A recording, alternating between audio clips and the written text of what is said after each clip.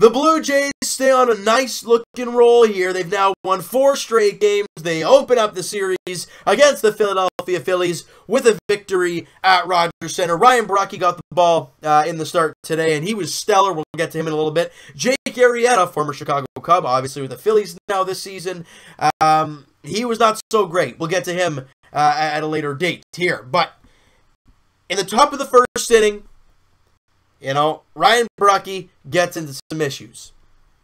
Gives up a couple singles, then throws a wild pitch, then a sacrifice fly, and the Jays are stuck 1-0. And we're like, that's not the way you want to start this game, bud.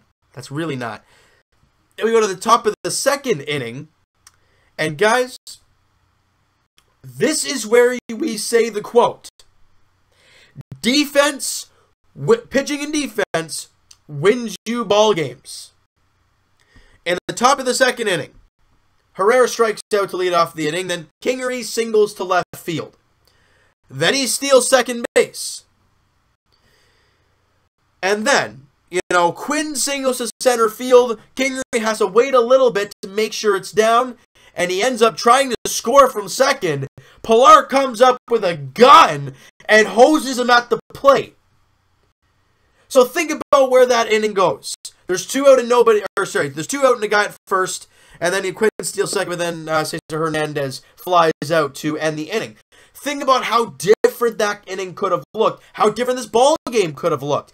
He scores there, it's 2-0, and they've scored in back-to-back innings. Ryan Borucki's got nothing going for him, and things look real shaky, right? But instead, he throws him out, and then we go to the bottom of the second inning. Leading off the inning, K-Money Kendrys Morales. And what have we gotten used to seeing from him over the last little while? He's hit a lot of dingers like Big Al. You know what he does? You know what Big Al does? He hits dingers. You know what K-Money's done over the last 5 games? He's hit dingers. Kendrys Morales comes up. And I remember guys in the Baltimore series, there was a few people that were saying, oh, you know, Morales can only hit the fastball, so, I mean, all teams just do is throw him off speed and they get him out. Jake Arrieta throws him a 1-2 curveball up in the top corner of the zone. I'm assuming since Arrieta was a right-hander, he was batting left. This is on the outer top left corner of the strike zone, and a curveball, may I add, and he crushes it 382 feet. Barely gets out of the yard, but it does, and Kendrys Morales is on fire. He hits a curveball out of the ballpark. So there you go. Let's move up to the bottom of the third inning. With Aledmys Diaz on base, Billy McKinney comes to the plate. And on a 1-0 pitch from Jake Arrieta, Billy McKinney sends a fly ball deep to center. It was a little bit to left center, but not too much. And it leaves the yard. A 2-run shot for Billy McKinney, his second home run of the year, second home run of his career. And it was a fastball more or less down the juice that he hit 402 feet. Billy McKinney makes it 3-1 Blue Jays. So look at how different this ball game went from Kevin Pilar making that play. The Jays could have been down 2-0, and then the at-bats change, guys. When you start getting into decent-sized holes in the ball game, at-bats for your players, they change. The Jays were only down 1 run. Bang, Morales comes right back, first batter of the inning, ties the game up, and you're in a whole new ball game. It would have been totally different if you were down by 2. Morales hits his 19th home run. McKinney his second. Now we'll go to the bottom of the 5th inning, where continuously Ryan Borucki is mowing guys down. Does get into a few little kerfuffles, I guess you want to call it, but he finds ways to get out of it. That's the way we've seen him pitch since he's come up. He's gotten into some trouble, but he's found ways to wiggle out of those problems, except for against Boston and the Yankees. But that is okay for right now. Bottom of the 5th inning, Aledmys Diaz rips a ground rule double to center field. Leadoff double. That's exactly what you want to see. Next batter, McKinney, walks on 4 pitches. You've got 2 on, nobody out for Lourdes Gurriel Jr. And what does he decide to do?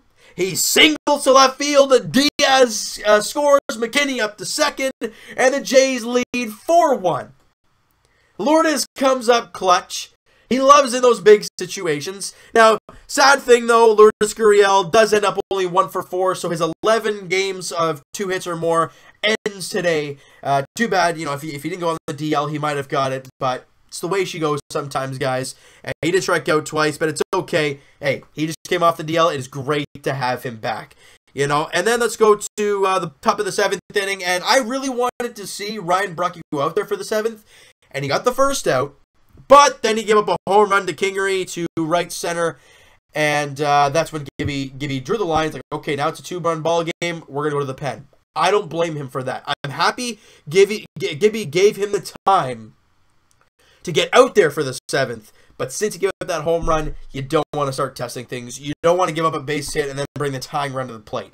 So they bring out Ryan Tepera. I think he walks a batter, or he gives up a hit in the inning, but he goes 2/3 of an inning, gets the job done, holds them scoreless, and the Jays still have the 4-2 lead. Bottom 8, Tyler Clippard comes out, gives up a hit, but strikes out 2 batters. Then Ken Giles comes on the mound for the 9th inning, and what is this? 100 Miles Giles. Yeah, the nicknames are on this weekend. This is it's pretty cool. Stratosphere. I guess it's Strata. I love McKinney's. It's McKinney. Okay. Ken Giles goes out there, gives up a hit, walks a batter, and the umpire strike zone was a little weird in that 9th inning. He threw a couple fastballs. They were right in the zone. Doesn't call them. But he does strike out 2 guys, including Rhys Hoskins, to end the ball game on a questionable curveball. But there was also a fastball that should have been called a strike in that at-bat. That was not. So there you go. Jays win. Giles with the save. Gurriel's back. Baraki threw a good start. I mean, what else? I think Grichuk was 2 for 3 in the ball game as well. Diaz was 1 for 2 with a couple runs and walked. I mean, it's just great. That's beautiful. That's nice to see, guys. I think you guys can agree with that. Game 2 of the series, guys, goes tomorrow afternoon, 4:07 first pitch. And you know who's making the start. Aaron Sanchez is back off the DL. Now, it's about darn time for one thing. He's only thrown 79 innings this year. I guess it's up from last year, but it's really not all that great. Against Canadian Nick Pivetta, who at the time the Blue Jays saw him the last time, he was doing very well. Has not been so good over the last little while. ERA up to 4.66. So he's been struggling. Aaron Sanchez, we're going to talk about him in a second. And in the finale, it's going to be Victor Velasquez versus Marco Estrada in the finale of the series before the Jays head to Baltimore to take on the O's. Oh, we get to face Baltimore again, guys. That's great. It's a lot of fun. It's easier to talk about. All right? And like I said, Aaron Sanchez, guys, goes tomorrow after, I guess, late afternoon.